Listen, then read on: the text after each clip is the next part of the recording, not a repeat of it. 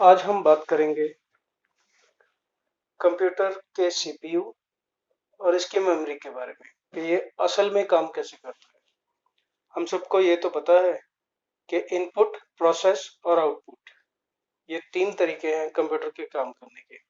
लेकिन जो बीच वाला है प्रोसेस, वो थोड़ा सा समझने वाला पार्ट है जो न्यू कमर्स है। इनपुट यानी हम जो कीबोर्ड से, माउस से, माइक से या स्कैनर से हम कुछ भी इनपुट देते हैं कंप्यूटर को, ये उसको प्रोसेस करके आउटपुट यानी स्क्रीन पे या प्रिंटर पे ये उसको दिखा देता है। लेकिन प्रोसेस जो है ये क्या चीज है, प्रोसेसिंग क्या चीज है?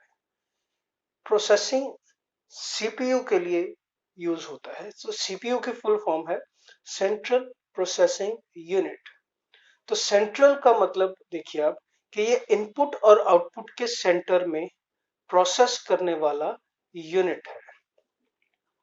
अगर इसे हम दूसरी तरह से देखें तो ये एक तरह से हम ह्यूमंस और कंप्यूटर्स के बीच एक इंटरप्रेटर का काम करता है, जो हमारी भाषा को कन्वर्ट करके कंप्यूटर की भाषा में और वापस जो उसका रिजल्ट है उसे कन्वर्ट करके हम ह्यूमंस की भाषा में कन्वर्ट करके स्क्रीन पे दिखाता है।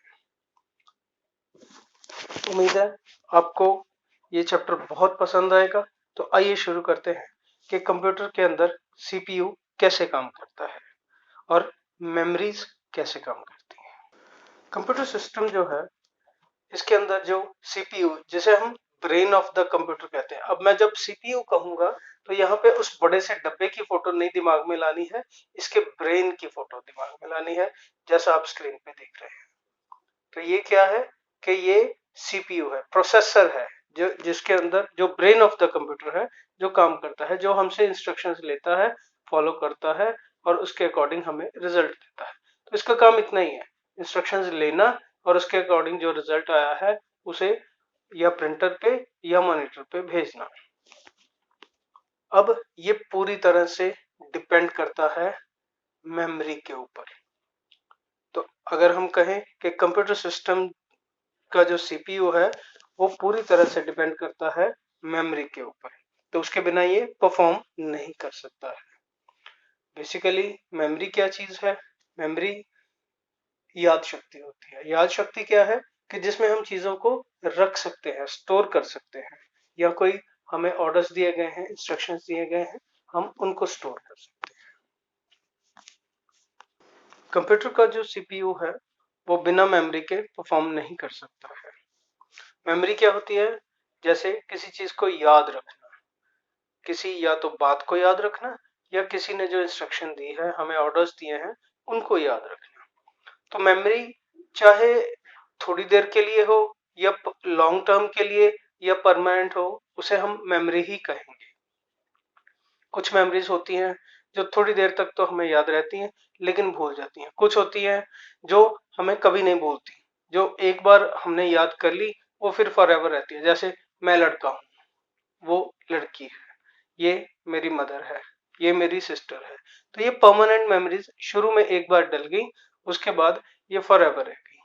अब बीच में कितने दोस्त आते हैं, मिलते हैं, उनके साथ दोस्तों के भी और आगे दोस्त मिलते हैं, तो वो सब जो है हम कई जगह जाते हैं, कई चीजें देखते हैं, गार्डन देखते हैं, कोई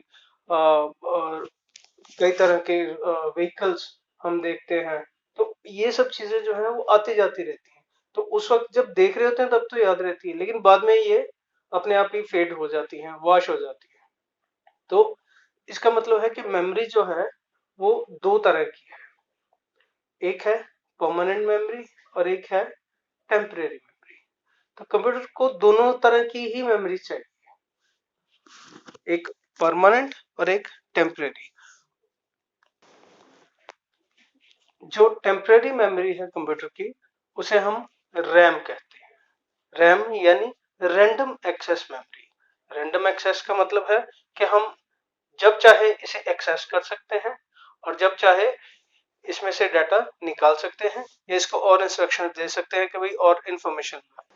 इसे एक बहुत ही सिंपल सी एग्जांपल के साथ समझते हैं कि सीपीयू को जब भी कोई इंफॉर्मेशन लेनी होती है, ये मेमोरी को कहता है कि भाई फलां चीज़ मुझे चाहिए, क्या तुम्हारे पास है? वो कहता है कि नहीं। मान लीजिए मैं कंप्यूटर के ऊपर एक गाना प्ले करता हूँ, तो गाना प्ले करने के लिए सीपीयू रैम को कहता है कि भाई यूज़र जो कंप्यूटर यूज़ कर रहा है, तो इसने कहा है कि ये वाला सॉन्ग सुनाओ या प्ले करो, म्यूज़िक प्ले करो।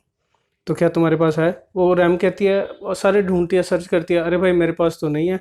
मैं एक काम करता हूँ, साथ में पड़ोसियों के जाके देख के आता हूँ। पड़ोसी यानी जो हार्ड डिस्क लगी होती है या जो यूएसबी होती है या जो मेमोरी कार्ड होता है, उसके अंदर जाके सर्च करता है।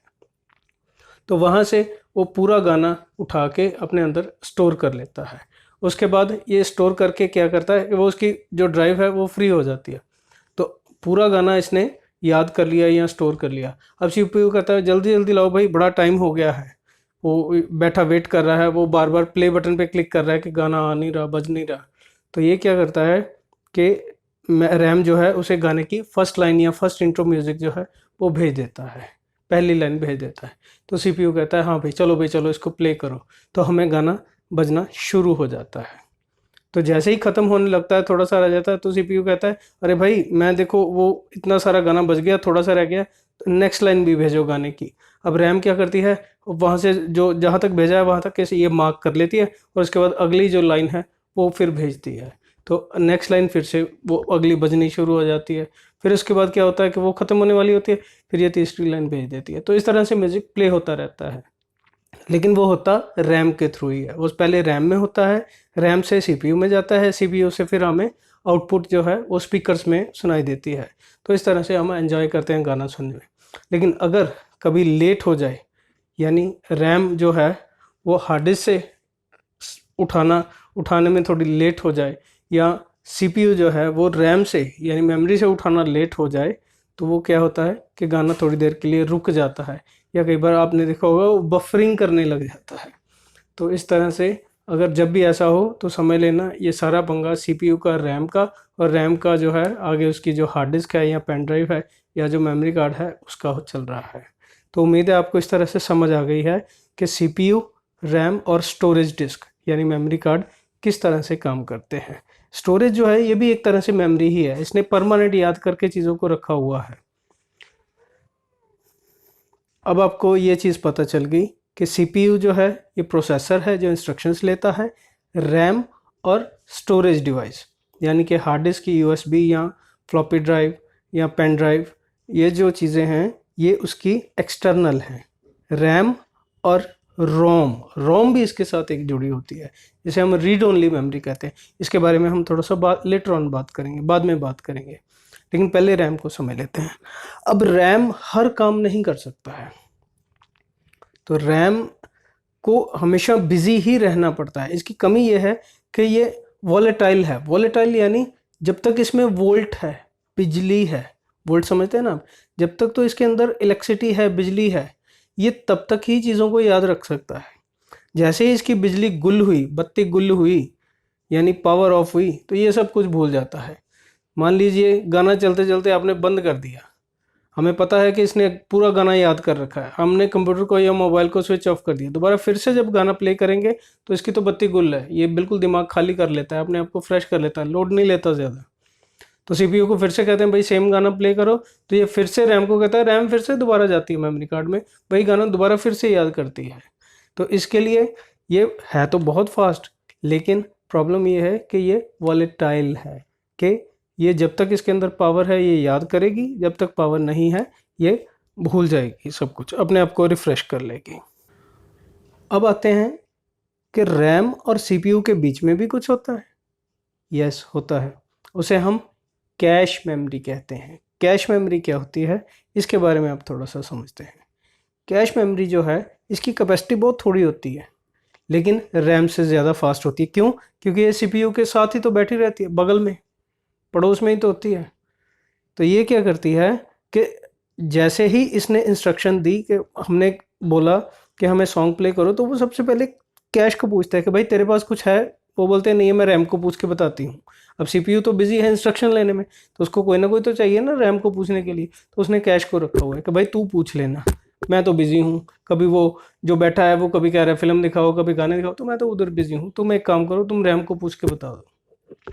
तो रैम को पूछने का काम जो है वो कैश करती है। तो कैश जो है वो रैम को पूछती है कि भाई है सॉन्ग है, कहता है हाँ है, हाँ है, मैंने अभी थोड़ी देर पहले हार्ड डिस्क से या मेमोरी कार्ड से याद किया है। तो ये लो उसकी फर्स्ट लाइन।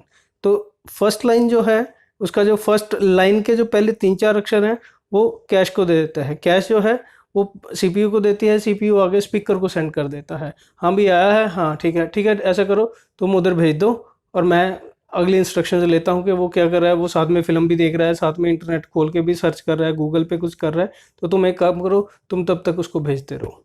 तो कैश जो है वो बिजी रहती है रैम से डाटा लेके उसको देने में। तो आई होप आपको कैश का भी समझ आ गया होगा कि सीपीयू, उसके बाद कैश, उसके बाद रैम और उसके बाद हार्ड ड्राइव। तो आपको ये चीज़ें समझ आ गई है कि असल में कंप्यूटर के अंदर जो प्रोसेसर है वो कैसे काम करता है। तो नेक्स्ट वीडियो मेमोरी यूनिट्स के ऊपर और रोम के ऊपर जो बनाया है उसे आप देखना मत भूलिएगा।